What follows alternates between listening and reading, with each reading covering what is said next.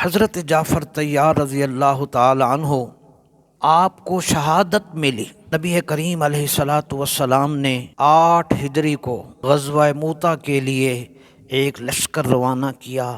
یہ سلطنت روم کے ساتھ ٹکر تھی۔ حضرت جعفر رضی اللہ تعالی عنہ حضرت علی رضی اللہ عنہ سے عمر میں 10 سال بڑے تھے، بڑے بھائی تھے، عمر میں ان سے 10 سال بڑے تھے کہ صورت میں بھی اور سیرت میں رسول اللہ کے مشابہ تھے، حضور صلی اللہ علیہ وسلم کے ہم شکل بھی تھے۔ صرف 41 سال زندگی پائی۔ عقابی روح جب بیدار ہوتی ہے جوانوں میں، نظر آتی ہے ان کو اپنی منزل آسمانوں میں۔ حضرت جعفر طیار رضی اللہ تعالیٰ عنہ 8 ہجری غزوہ موتا میں بطور سپہ سالار بن کر 3 کمانڈر، تینوں شہید ہوئے۔ حضرت جعفر، حضرت زید بن حارثہ، حضرت عبداللہ بن رواحہ، یہ تینوں یک بعد دیگر نبی علیہ السلام نے پہلے ہی فرمایا تھا اگر ایک شہید ہو جائے دوسرا پھر کمانڈر بنے گا، وہ شہید ہو جائے تو تیسرا بنے گا۔ تینوں کی پیش گوئی پہلے فرما دی تھی، تینوں شہید ہوئے۔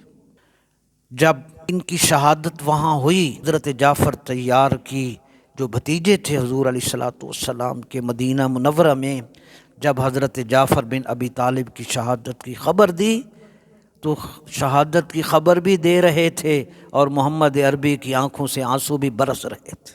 اور جب ان کے جسم شریف کو کھولا گیا تو آپ کے شہادت کے بعد آپ کے جسم شریف کے سامنے والے حصے میں تلواروں اور نیزوں کے 90 زخم تھے، 90 زخم تھے۔ اس مقام پر اس شہید اسلام کی عظمت کیا تھی، یہ ترمذی شریف کی حدیث ہے۔ نبی رحمت صلی اللہ علیہ وسلم نے ارشاد فرمایا، رأیت جعفر یطیر فی الجنۃ مع الملائکۃ، میں نے جناب جعفر کو فرشتوں کے ساتھ جنت میں اڑتے دیکھا۔ اور تا قیامت مسلمانوں کو یہ سبق دے گئے، قوت عشق سے ہر پست کو بالا کر دے، دہر میں اسم محمد سے اجالا کر دے۔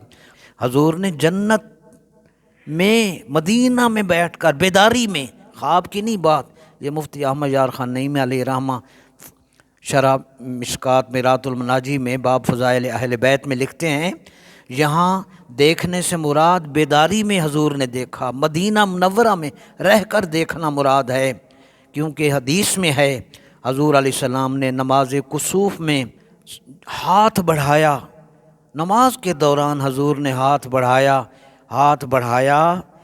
پھر واپس کیا، بعد میں فرمایا کہ جنت کا خوشہ ہم نے پکڑ لیا تھا مگر چھوڑ دیا۔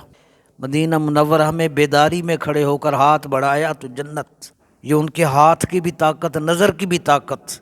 تو اس وجہ سے حضرت جعفر رضی اللہ تعالی عنہ کا جو لقب ہے وہ جعفر طیار، یعنی اڑنے والے۔